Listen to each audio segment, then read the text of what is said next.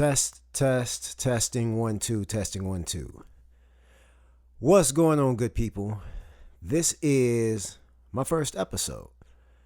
I debated if I was actually going to do a podcast, how I was going to do a podcast, or, if I should do one or whatnot. And here I am. So let me introduce myself. My name is Keyston Reese. I am a personal trainer, master personal trainer, or master fitness trainer by title or whatnot. A nutritionist, a boxing coach, and also a competitive boxer at the time, going back to the Masters division, which is a boxing division which is in the age range of 35 and up. So, yeah, I've been asked by a couple of people to start a podcast because of things that I've posted on Instagram and their stories or whatnot. With the Instagram stories, they disappear pretty much by the end of the day. So any information that I've put out as far as fitness or boxing or working out or anything like that, be it good or bad, removes itself after a while. So here I am doing my first podcast. So what I'll do, I guess, for this first episode is to give you a little background on myself and how I started personal training. So back in 2007, I started, actually before 2007, I had been boxing since 2004. I moved down here from Saginaw, Michigan to Huntsville, Alabama to go to college, as everybody does, travels, go to college, whatever. Be it the college route is not my route of choice as far as expertise, because that would make the second time that I dropped out of college and not the first. So I'll get into that later on. But I met my coach down here, Jeff Teague. He was coaching at a place called Cosmos. And I walked over to Cosmos, in which I lived right across the street from in a hillside village, apartments or whatnot. And I saw him over there boxing with not boxing, but coaching boxing with some guys. And the guy was Jamal Brooks from California, and the guy they called Fresh. I forgot Fresh's real name. I think it was Larry or something like that. But they were sparring that particular day. So it looked so interesting. And I'm 23 years old, 24 years old. And it looked so interesting, to see these guys in there sparring. It looked like a real, like, Dragon Ball Z, Goku, Vegeta type situation. That I just went in there and sat down. I didn't want to interrupt. I didn't want to speak. I didn't want to do anything to disturb what was going on in that room. I just knew that these two guys were in there going at it, like heads up. So I'd go in there and sit down and watch. And that pattern continued for about 2 weeks. Like, I was so amazed and, enthralled with what I seen that I literally would just sit there and watch these guys train. So be it a week and a half, 2 weeks later, the coach turned around and looked at me and said that, you come in here every day and look, why don't you come out here and try it? So I'm like, okay, I'll get out here and try it. Needless to say, I was hooked. So I got out there. I sucked. I was terrible, but it was the fact that I was learning something new, something interesting. And I apparently didn't really know how to fight.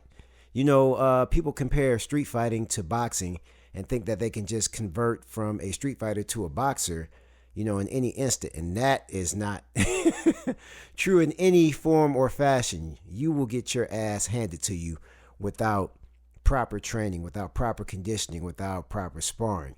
You do got your ones who get the luck of the draw as far as, their lucky right hand or whatever, that lucky high school right hand or middle school right hand. But overall, you will get fine-tuned if you try to jump straight off into the streets into boxing. So there began my boxing journey as far as my growth personally. From 2004 all the way up to now, I've never left it alone as far as just dropping it entirely. I've had my fun with it. I'm still having fun with it. And that brings up the fact that, at this age, I'm 40 years old, and I'm still going to go back and compete in the Masters division because I've had injuries in which prohibited me to competing or from competing in the Golden Gloves competition, which I looked forward to competing to in 2007. Fast forward to 2007, which was when I first got the confidence to thinking that I could actually personal train. We were at a gym at this point called Riviera, and my coach would always run late to class. So what happened was they started looking at me because I was the senior person in there, the person with the most experience, like, hey, since coach isn't here, why don't you at least get us going through the warm-ups? And I'm thinking to myself, like, yeah, all right, well, if y'all are going to listen or whatnot, let's do it. I've been doing it the longest. I've been doing it for 3 years. The rest of you are, 2-3 months in, maybe 1 month, maybe first day, who knows? But new breeds are in there. So, boom, I get the workouts going, the warm-ups going or whatnot. So the warm-ups are going, cool, everything's fine. Coach walks in. My stomach drops, like, oh man, I shouldn't even have did this, like he's going to destroy me for starting this workout or whatnot. Coach looked at me and started moving even slower because I guess he felt like, okay, I don't need to come in and get everything started. Now I've got somebody, taking charge to, take the ranks or whatnot. So it became a position of, man, I could really do this. Like, I'm enjoying the fact that people will actually follow my guidance if I'm experienced in this. Fast forward to today, here I am right now. Personal training, full time. I do other things on the side too. I do music, do beats. Might record a song every now and again, but here I am in the fitness world, the fitness industry. So that is my background as far as how I started personal training. How I started doing it full time is a completely different story, and I'll come right back after this. Yeah. I just want to grab the ears of all the kings around. Any kings in the building? Any kings around? I'm not about to do too much talking. Yeah. I ceased every negative thought that I deemed egregious. I'm at a point where my aim is to manifest my genius and live my life true to myself until my dying breath. Cause everybody try to see God on the verge of death. Never was I comfortable in large groups of friends. I'd rather hang by myself than force fitting in. These inner circles, man, my life don't fit. These grown men on that high school shit. I knew that I was different, allowed me to land in leaders' positions and bring ambitions to realities with no permissions. I never sold a drug but still pushing these dope bars. Every day I'm living life as if it's no tomorrow. They say that time is borrowed, I say that it's mismanaged. We work ourselves to death for people who take us for granted. Take a look at my stats, you'll see the brand is rising. I stopped drinking and flipped that money to advertisement. Y'all be out here blowing hookahs trying to master young. I'm out here buying cryptocurrency to stack the funds. They call me cocky cause when I speak I seek to empower. Life will always throw a punch, you gotta learn to counter. Never conform a coward, winning is for the willing. It's a lot of walking dead, walking around living. It's a lot of fish sinking when they should be swimming. I'ma empty the tank before I cease existing. I'm on my self-preservation agenda and hustle heavy for the next generation I'll render. My mind shows me what my eyes can't see. So take your dreams and multiply by 3. Reach for the skies, G. He who provides the need in turn succeeds. I'm not the last of a dying breed, just few and far between. Minimize my insecurities and saw my strengths, and recognize the world is mine long as I make attempts. This is King's Talk, King's Talk. Head up, chest out, that's how a king walks. Eye to eye, voice firm, that's how a king talks. I tip my crown to my fellow kings, we got it locked.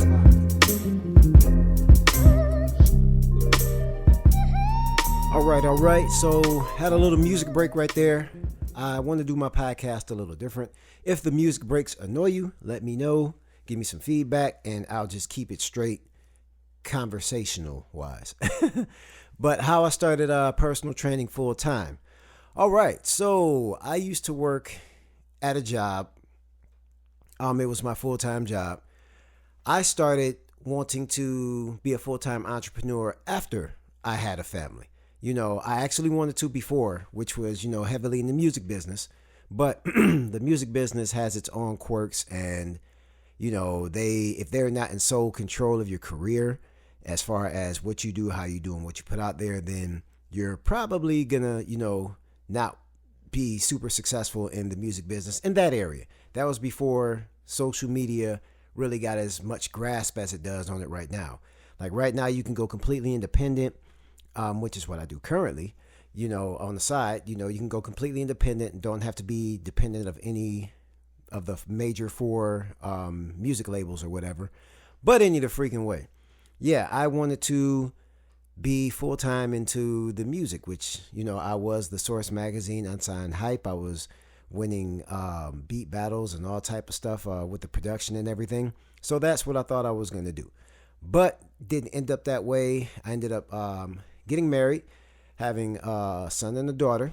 I love my family and everything, but still, jobs they weren't me. So what I mean by that is what a lot of people do when they look at these jobs, they see these top, I guess, notch labeled jobs. They'll see the brand, the Boeing, and they'll see Raytheon, and they see these big name companies, and what your friends and your family will say is, wow, you work for such and such. Your life is so grand, like you made it. You work under this top label thing. What on the inside of these careers or these jobs, it's the same shit over and over and over again. Like I can't tell you how many of these places I worked at that I literally was not only was I the only black male in these jobs or whatnot. Like literally, I was the only one. So if affirmative action had a face, it was your boy. But these jobs felt the same. They were all the same, and they weren't soul filling. They were soul taking. Like I don't feel like a person should wake up every day and do the same thing over and over and over and over again, mindlessly.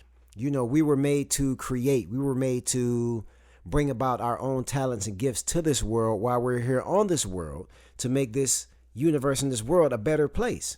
If you want to snatch a man's testosterone from him, all you have to do is remove his ability to create. And I'm only speaking for men because I'm a man. I can't speak from a woman's point of view or whatnot. But if you want to snatch, a man's testosterone, remove his ability to create. That's what these jobs do. They have you do the same mindless task over and over and over again, saying that, hey, you're providing for your family. But are you providing for your soul? Are you providing for your needs? Like, how are you growing as a person? Like, you can't possibly feel good about yourself. And I wasn't feeling good about myself at these jobs. And it's not knocking anybody who decides to go get a job or whatnot. If that's your route, that's on you. But I'm just speaking from my personal experience and from other people who I know who have similar experiences. These careers or jobs that everybody else looks up to when they see the big brand name, because we have this big brand name mentality here in America that makes you think you made it. Like Cadillac. You drive a Cadillac, people think you made it. But Cadillacs have expensive repairs, big ass engines, and also have high car notes for people who can't afford it. So you look like you made it, but on the inside, you feel like shit. It's not really what it, looks like from the outside. Fast forward to what I was saying already. These jobs repeat themselves over and over again. I've worked at the majority of them. Your Tionics, your Ulista, your, did I contract at Lockheed? No, I didn't contract at Lockheed. Northrop Grumman, Boeing, and everybody will say the same thing. You have a good job or whatever. So when I told people, which my last job was at Boeing, I told them that, hey, I'm going to leave and go on my own. You would not imagine how many people looked at me crazy. Like, what? You going to walk away from that?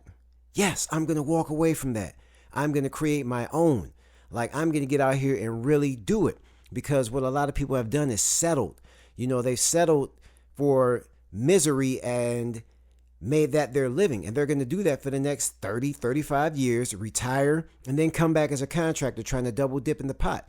That's not what I want to see. Plus, I've seen people retire out of these jobs and die, literally die within the next 2 or 3 months.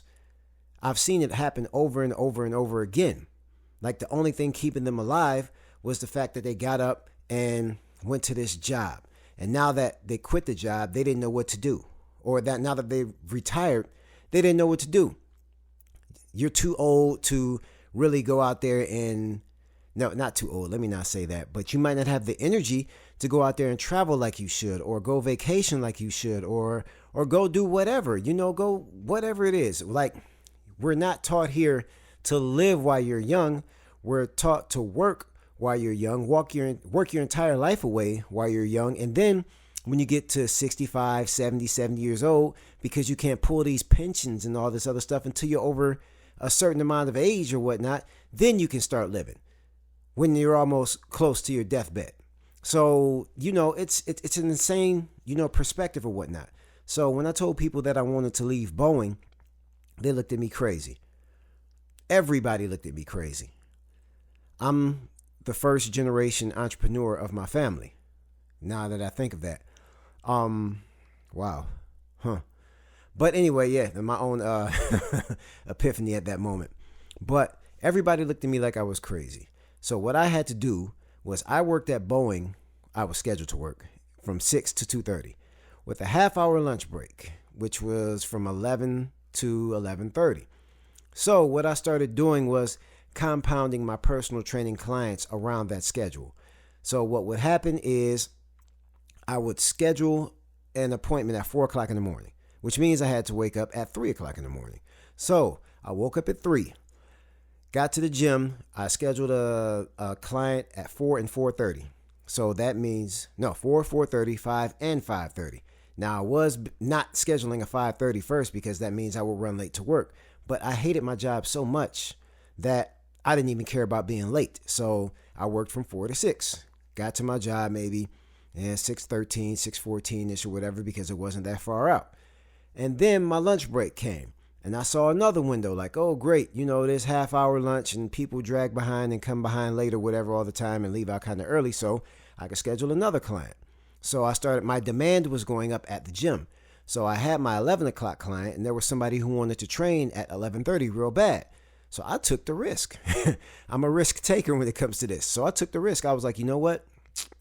I'm going to go ahead and defy the rules and make my lunch an hour or so to make sure that I get these clients, because this is what I'm going to do full time with my life. So I had an 11 and an 11:30 client, in which I left at 10:50 to get there by 11, left at 12, and got back to work maybe, 12-ish, 12:15-ish. And then after I got off work, after I went home and got the kids off the bus and things of that nature, I was right back at the gym between 3:30 and 4 o'clock, training people until about 6:30. So my day was nonstop from 4 a.m. to 6:30 as far as work goes, and then getting off at 6:30 and trying to, be a husband and being a father and things of that nature, helping kids with homework if I could, and, trying to spend time with everyone else. But I'm not going to say how stressful that was, but it was stressful as hell. I'm not going to get into the details, but it was what it was. And things worked out for me only because I was willing to sacrifice, and I knew that I was good at what I was doing. And I made a decision that this is what I was going to do with my life. So here I am today, personal training. I quit my job. I gave them a 2-week notice, only stayed after maybe 3 or 4 days afterwards, but gave them my 2 weeks notice, quit my job, and have been doing this full time since 2017. So July 2017. So I'm 3 months away from 4 years being self-employed. Anybody can do it. Anybody can do it with the right mentality and, the right push or whatnot. So that's my personal training journey as far as what got me here today. More after this. Yeah. The focus is building an empire. The youth who share my hue, the goals inspire. The cricket system eradication, they conspire. Bill Gates got the vaccine, we under fire. Don't consider this consciousness when it's inadvertently common sense. Your intuition's doused in fear and consequence, and leadership is overshadowed with pompousness. Biological warfare, the basis of it is the urban minority. Watch the numbers plummet. and still we the least to get assistance. But when we get it, we the least to show resistance. The rich recover the rich, the poor purge, neglecting the power we have if we merge. How many we gotta lose before we flip the pace? Leave it in their hands, we disappear without a trace. The most enlightened know that the system is rotten. It's been rotten for a long time. And so, can we get out of this system something good for us? The 7 different religions of division, no matter the backstory of acquisition. Whatever it takes to separate the mass, denominations or economics of social class. If we don't get it together, family, we screwed. The daily consumption of poison and water and foods is keeping the docs rich and cancer on the rise. They'd rather give to Gates what Sabi could have prescribed. But they don't play about the money. It's not a pandemic until the accounts looking funny. No politician can fix it. Left and right wings balancing their positions.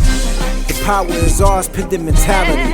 An uprising morality cause these fatalities. I ain't telling you nothing your eyes haven't seen. But if we gon' save our lives, then it's up to we. The question is, do we want to continue to live as a colony, or do we want to be like the original 13 colonies and decide that we've had enough? Let's break from a colonial past and let's seek All right. freedom. So let's get a little bit into what my podcast is going to be about. My podcast is going to be about everything, probably.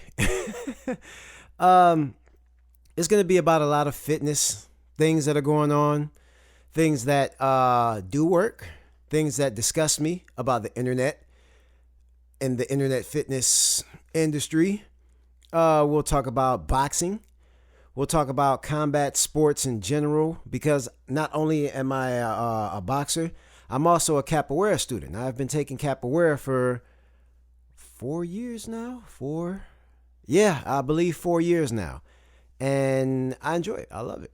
I love combat sports, and I guess I always have, since taking like taekwondo lessons and, a little bit of Muay Thai and all that good old stuff back in the day.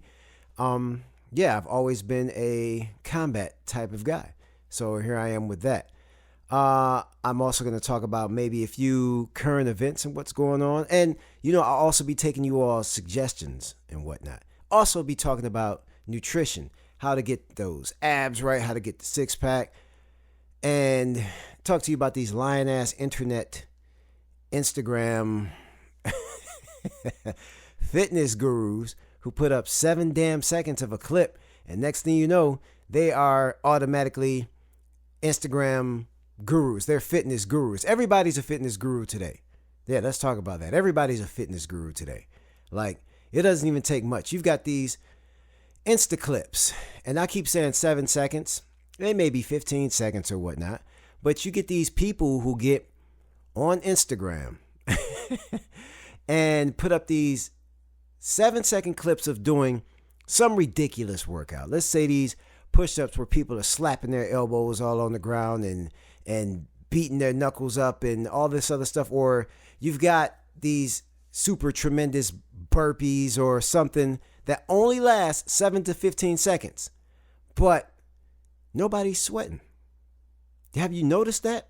I mean, nobody's even sweating. So, yeah, you've got women with full faces of makeup on. And aside from them standing like freaking contortionists, the entire time, with their legs twisted, they're pigeon-toed in one leg and knock-kneed in this leg and twisted up at the legs like a pretzel and twisted behind themselves. Yeah, the whole impressionist thing. You've got all of these fake things going on Instagram. Yeah, these people are the most followed and sought out after people on the internet. And what it does is it puts a stain on fitness, because not only are they doing that, but then they'll sell a bullshit product behind it. Let's say like these new, what are these things called? These wraps, these waist wraps. Like, I don't have anything against the original, waist situation where people were like wrapping themselves, with a black band to increase sweating or whatnot. Even though that's not going to do anything for you. Sweating is your body's natural cooling mechanism. That's all it is, your body's natural cooling mechanism. Just because you're sweating in an area doesn't mean that you're going to lose more weight in that area. Not even close. If you did, you have the most lean armpits in the world, because your armpits and, another area in your body will be the first to sweat. So you should have like the most lean and veined out armpits in the world.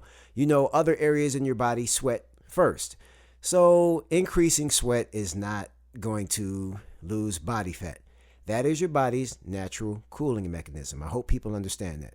But I have no issue with the original one that people wear or whatnot, if they just want to sweat there for whatever unbeknownst reason. But in today's world, you've got this thing where it takes an entirely different person to help you put it on.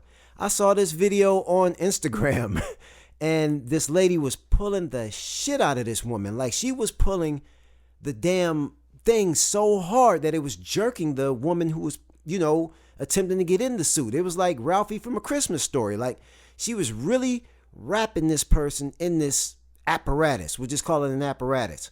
And you strapped it one way, and then after you get that side strapped on, you've got to go to the other side and snatch and pull. And I mean, she's jerking, and she might have pulled the woman's neck out of place or something. She was pulling the damn thing so hard. But then you got to strap that side up, and then after you get it on, you're restricted movement. Like, your spine is straight. You can't even exercise in real life, and you got all this fall over from the top of your body, from your body being squished. You got the fat spilling over the top of the super waist apparatus or whatever. And it's just ridiculous, like the stuff that people believe. Like, what is that supposed to do for you besides restrict your movement? You can't even exercise properly. One, you can't even freaking breathe properly. Secondly, you're not doing a damn thing. And then I turn around and they've got these thirst bands. I'll call them thirst bands. They are these bands. They're called them occlusion bands or something like that. And they're putting them on, guys are putting them on their arms, and women, and I'm calling them thirst bands because of this demonstration, are putting them on their legs, but right under where their butt is. So it makes their butt look bigger than what it is. You're cutting off your blood circulation. Hey, dumbasses, listen, man.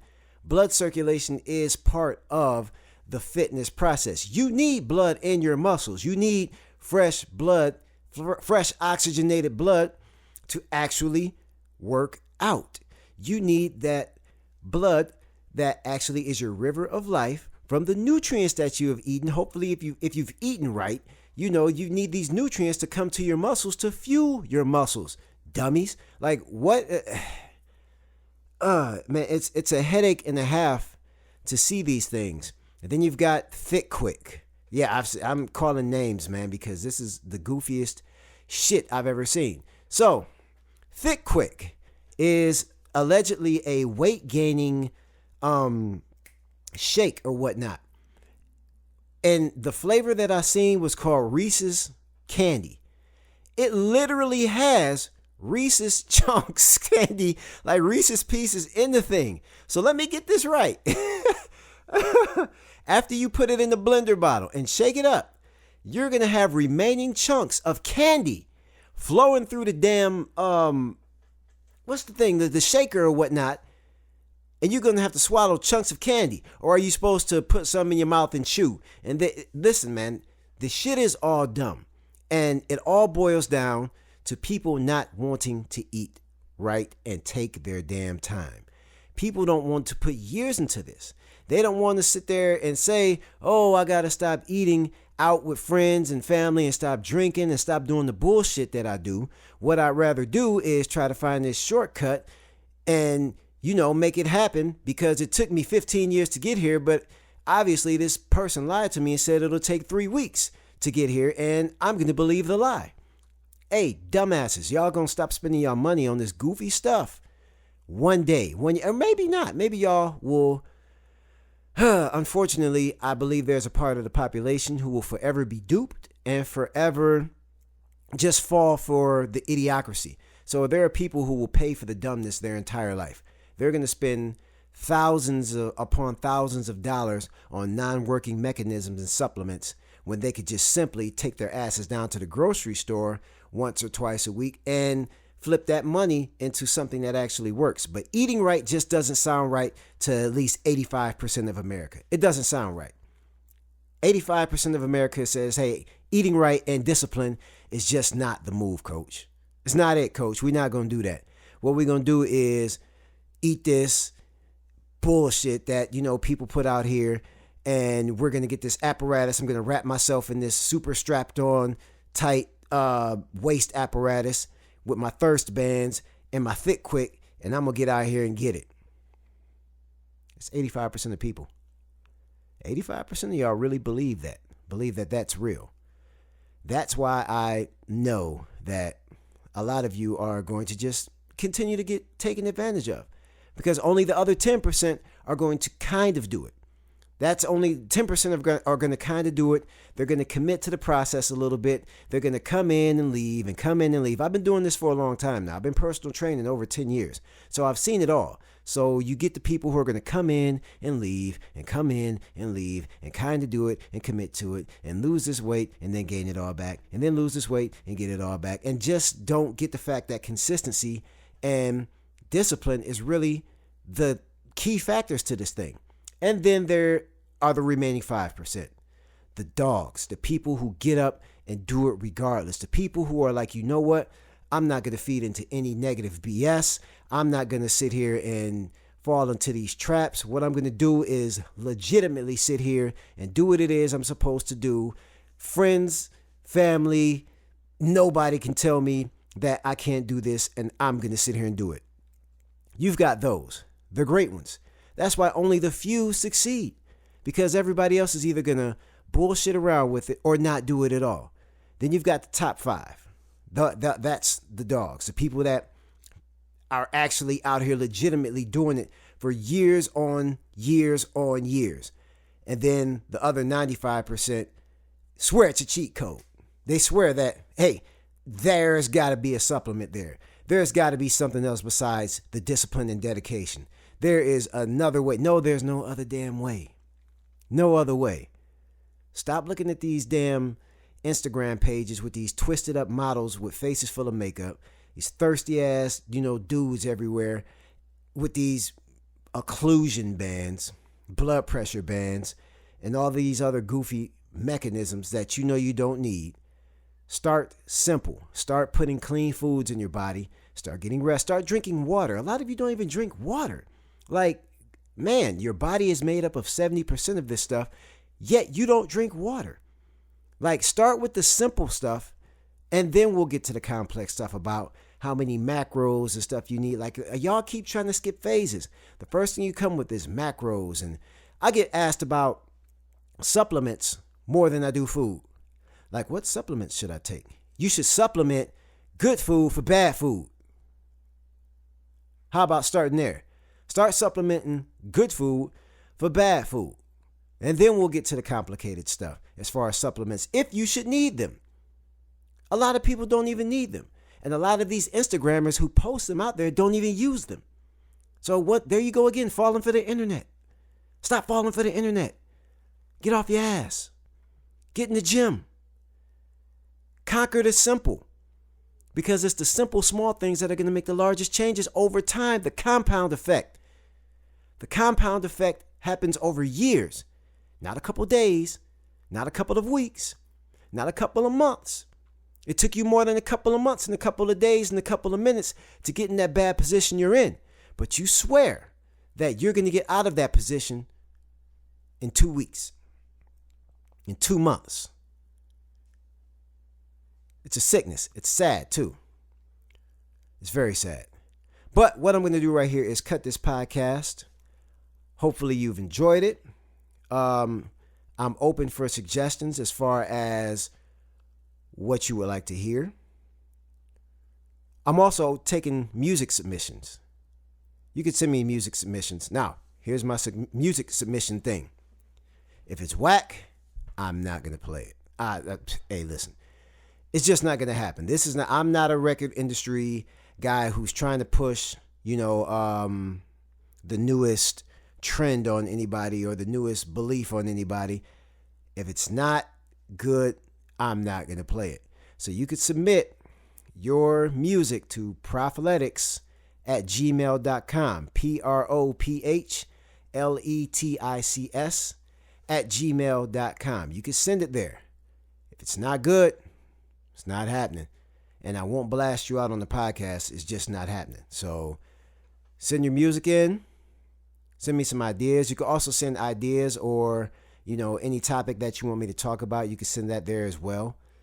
Other than that, it's about